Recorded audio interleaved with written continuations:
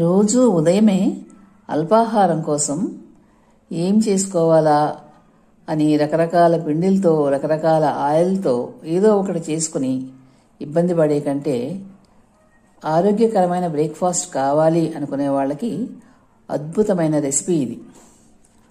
గుప్పెడు వేరుశనగలు నానబెట్టి రుబ్బి పాలు తీసి ఆ పాలలో ఇష్టమైన పండ్లు కలుపుకోవచ్చు.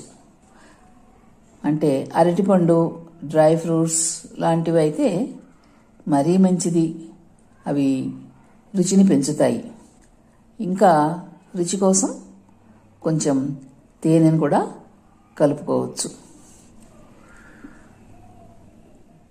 ఇలా చేసుకున్న ఈ పానీయం 4-5 గంటల పాటు మంచి ఎనర్జెటిక్గా ఉంచుతుంది. మంచి పోషకాహారం కూడా ఇది మరి.